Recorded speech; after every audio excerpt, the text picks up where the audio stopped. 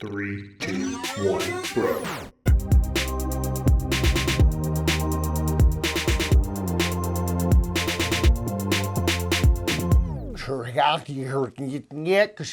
If you play this backward, you will realize I've asked for some Dairy Queen blizzards. I want a blizzard. Give me a blizzard. Even though it's raining outside, it's never too cold for ice cream. Fight us in the comments. Fact. Never too cold for ice cream. I will eat it as my last meal if it gives me hypothermia. I don't care. I'm eating that Moose Tracks ice cream. That's right. Yeah, it's never too cold for ice cream. Hi, everybody. My name is Nick. I'm Mike. We are the Brothers Murph, and we are going through the decade, talking about the best games, our favorite games, big games from the different years. We did a top 10 games of the decade. There'll be a card above us. You can go watch that. Where we each picked our favorite game from each year of the decade. Yes. But we were like, man, especially as we're getting these later years, there are so many games that come out. Started to really hurt. We're like, we got to do a little mini series just going through the games of the year because it's just there's so many. So this year we are on 2014. Yeah. So what was our picks for this year? Like our actual picks on that list? My pick was Orleans, which is an incredibly highly ranked game. I think it was 26 overall on Board Game Geek, and just love it. Love it so much. My favorite was Abyss. I really love Abyss. Now,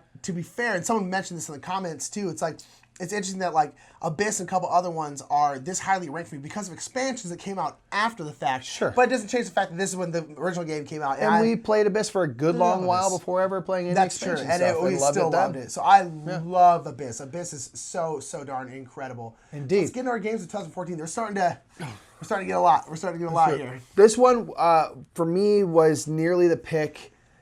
It was until I just said, like, it has to be Orleans. It was Five Tribes. It has to be, yeah. It does. But Five Tribes is so good. It is, you're right. I love it. And it's a game we don't play it nearly enough. And I don't think it's because I think it breaks my brain more than it does. You know, you're like, this game just breaks my brain. And I'm like, it really doesn't. Especially because you're so good at it. I'm not that great at it, though. You're good at it. You can visualize that game very well. I don't know.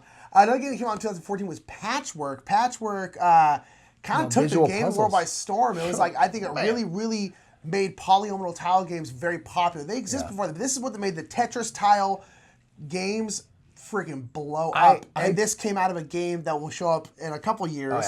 Feast for Odin. This game came out of that, and man, it has just blown up so much. We've talked about this many times, but like, I can't believe that like this throwaway idea. Yeah. Just imagine having something you're like, oh, maybe this will be cool too. Be the thing that far and away makes you the most money in your life. Oh yeah, probably. You know, like, we talked about. You said Patchwork came from Feast for Odin, but it's like it probably made him way more money than Feast for Odin ever did. Absolutely, and now it's kind of spawned sequels. There's a whole trilogy of games and stuff that are basically all Patchwork. So Patchwork's super good. Roll for the Galaxy came out this year, and for some reason, I think of Roll and Race for the Galaxy as being like from the 80s. I don't know why. They have like a weird old aesthetic, but not in a bad way. Just like they just feel it's just older. Kind of odd iconography and like sort of like blank color. It does feel old for whatever reason. It does. Good game though. Rolling out, you're rolling for the Galaxy. It's that was a good game. This is not a good game. Talking about Dead of Winter. Horrible game. Just not our game. No, it's not our game. It's not our game. You know, it really isn't. I played one game of it because you just randomized things. There was actually no trader, so it was a full co-op game. And I was just like, let's just always play it that way. Yeah. I'm fine with that. I played this game. Didn't really enjoy it. And again, nothing against the game or the designers or if you like it, but it's just not our kind of game. Our game. Didn't think I was going to like it, but I wanted to try it because there's been times where I've been wrong. Watch our top 10 games that surprised us. And I wasn't wrong. I didn't like it. And I wasn't expecting to, and I was right about everything I thought it was going to be. Star Realms came out this year. Star Realms, talk about a huge hit. Oh, man. There's expansions upon expansions upon expansions. There's love an app Star now, Realms. and you can get all those expansions upon expansions upon expansions. Star Realms is awesome, quick little deck builder. Try to kill your opponent before they kill you, fast. I like it for the fact that you just get into it right away. Don't beat around the bush. Right away, you can start doing awesome stuff, and like that's a very good feeling. Istanbul came out this year. Another big Euro-y type game. You've played like on the app, right? I have the app for it and stuff. It's weird. It's sort of a racing game in a way because you're trying to get to these 5 rubies, these gems, and you get them by completing different objectives. And it's just kind of who can get it up and running first. And you're moving workers. You have a stack of workers around, and when you land on a space that you can activate that space, and you leave a worker, or if there's a worker there and you come back to it, you can pick up a worker. So it's all about kind of managing your stack of people, because if you sort of run out of everything, you have to go back to a certain space which will allow you to kind of recollect your workers. But it's sort of a wasted turn, which I've kind of realized is very important, because there's so many times I played the game, I've only won a couple times because I'm like 1 or 2 turns away from getting my last thing, and this one beats me to it. Like, I should have been more efficient with my. It's a timing thing. Yeah, you know? Totally. I've always heard wonderful things. I always want to try it. Haven't had a chance to. Castle of Mad King Ludwig came out this year. Great game. Good game. Good game. I like Suburbia significantly more. Sure. And now that that between 2 Castles of Mad King Ludwig has come out, I basically don't need to play Castle of Mad King Ludwig again. Personally. Yeah, I know you and Karen like it a lot more than I do. And we have Between Two Castles, and I have Castles of Mad King Ludwig as an app. Yeah. And I'll probably just stick with those from now on. We do have the physical game still, because Karen and I played it a couple times in the physical form, but it's just easier in the app because there's a lot less setup and stuff. And so, I just prefer Suburbia personally. That's my personal. They're not similar, but Suburbia is better by a lot. Yeah, they are and they aren't. It's weird. Yeah, it's weird. They're both a lot of gray. That's better. Another one is Splendor. Big game, huge game. I like it more than I think I do. I think I do. I do. Yeah. But with that said, I'll play other games. Splendor, though, is a big game people love. Yeah, huge game. Deception Murder in Hong Kong came out. This is a great social deduction game where I'm not, neither of us are, but I'm really not a huge social deduction game fan. Yeah. As a whole, this is not my style.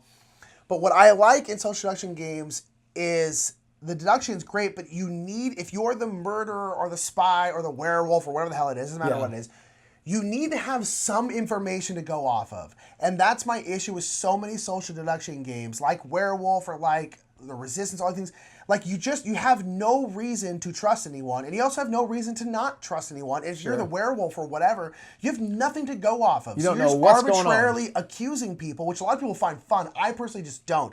Deception Murder Hong Kong is great because everyone has cards like weapons and stuff in front of them, and then there's the main investigator, and they're essentially pointing to different stuff, like what was the state of the body? The body was like just ripped to shreds, and so some people are like, oh, it must be the dog, because, or like a dog attack because dog just ripped things ahead. But then someone's like, no, but what about like the wood chipper? That would rip people. And so when you're the everyone has like different things out in front of them, so it's very. Yeah, you have, because as the murderer, you could be like, you know what you chose, but you could very easily push people into different directions if you're good at it, and you have something to go off of, and that's huge in social deduction games. You're not just sitting there going like, sort of hide. It's not me. You know, it's like okay. And so Deception Murder Hong Kong is great. Absolutely. Another one that we really like that we've come to recently, has a bunch of expansions and things, is Imperial Settlers. Yeah. It's the second iteration of this game. Now with Empires of the North, which is the third iteration of that thing. We have Empires of the North, but love Imperial Settlers as well. Fun Probably game don't need where it because we have Empires, but it's great. Yeah, where you're playing out cards and stuff, and building out like a little empire. The cards will give you, different production stuff, and you can attack people and have little cards with actions on them.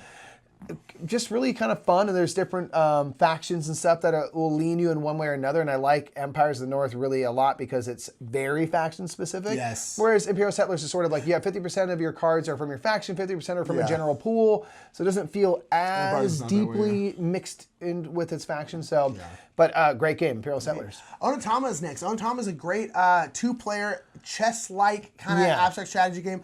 I want to like this one more, but I don't like abstract strategy games that much, and I really don't like chess, but I like this version of like a chess type game. Sure. I'm just really bad at it, and these kinds of games stress me out a lot because you're constantly giving your opponent stuff, and so like I do like it though, but it's just these kinds of abstract strategy games aren't really my jam, and so that keeps me from liking it more. But I do like Onitama. Same, I like it, don't love, but would play it for sure. Yeah.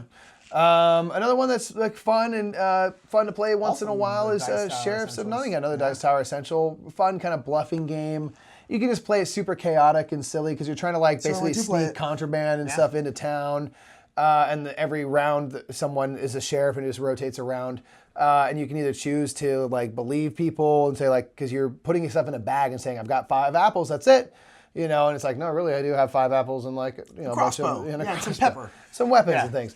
And they can choose to like pop it open and check and investigate, but you could also just be like, okay, I'm bringing stuff in, but I'm gonna give you $10. Just do not open my bag. I'll give you $10. So I just love the open nature of it. Yeah, it's just crazy. Yeah. I've heard the Merry Men expansion is nice because it incentivizes you to lie more. Because Sheriff Nottingham, honestly, the best strategy is to just legitimately tell the truth the entire time.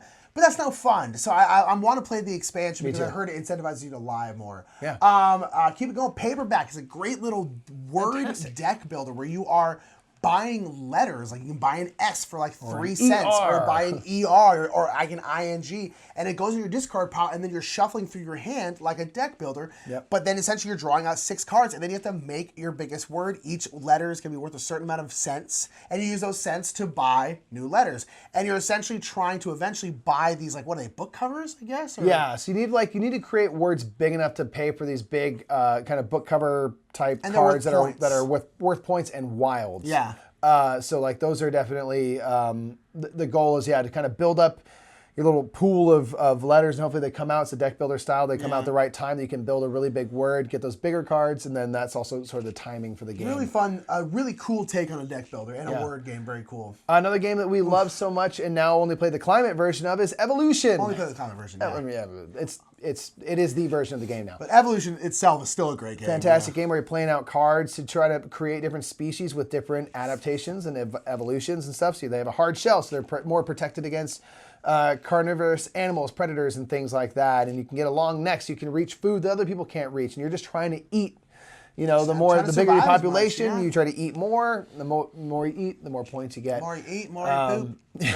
Right? Fertilization, baby. Super duper good. Panamax, a game that you've actually played that I haven't. I've played. It's a buddy of ours' favorite game, and it's about pushing ships with stuff through. Very kind of crunchy, but it was good. I'd love to play it again. Sounds like a Nate game. Oh yeah, smart, real smart people, heavy lifting stuff. And I was just like, I think I did okay, so I need to play again. King of New York came out this year as well. Yeah, it's kind of like King of Tokyo with a little bit more going on. There's a couple locations. You can be in Manhattan and stuff. There's a little bit like area control type stuff to it, but ultimately you're still just smashing up monsters and stuff. It's one of these, it's like a more gamer version of King of Tokyo, but I actually think that's what holds it back because it's probably a little bit too much for like new gateway gamers, which is like King of Tokyo's biggest strength. Yeah. And so it's weird that like it kind of holds it back, despite the fact that I think it's a better game. It is objectively a better game that is worse for gaming. Yeah, it's weird. But it's a good game though. But it is, it's weird. Yeah. Deep Sea Adventure came out this year. Yes. That feels fun. Little pressure left. Oh, I'll never win, and I'm okay with it. No, because you're just trying to go deep down the water to get treasure.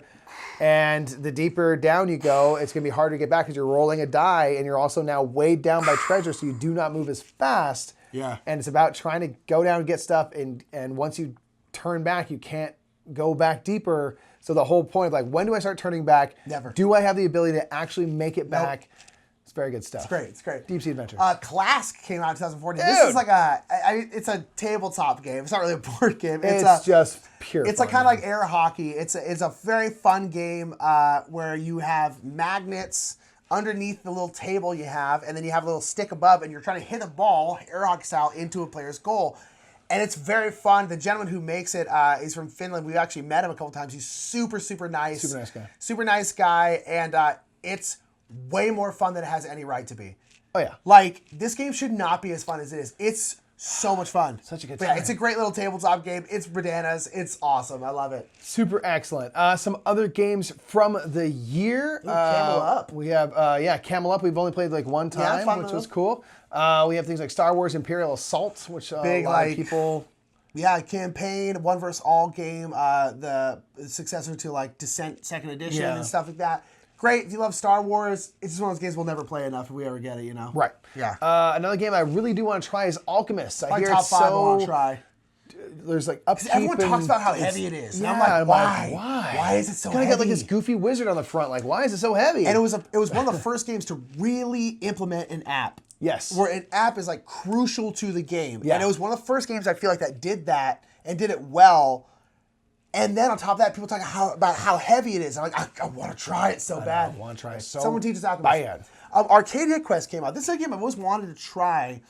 It's Eric Lane, Cool Me or Not game. The main thing I can't keep you from trying is I really hate the art. You really do. I don't like chibi art very much because they look like really, really over-sexualized children. It's and a it freaks me out a little bit. look. Because they're very, like a lot of the women are very developed. And I'm like, you look like children. And it freaks me out. I don't like chibi art very much. Another one is Zaya Legends of the Drift System, which is kind of like a sandbox game. Big sandbox space game. Always wanted to play it for that reason, yeah. Definitely want to try it there. We got Lagrangian, which I don't know much about other than it's a thing. It sounds very Euro-y. It does sound very Euro. I've always heard good. Pandemic the Cure, which is a version of Pandemic we never actually tried, but I've always wanted to it's the try dice game version. I'm curious. Like, I don't know. It's like, I want to see what it is. Yeah.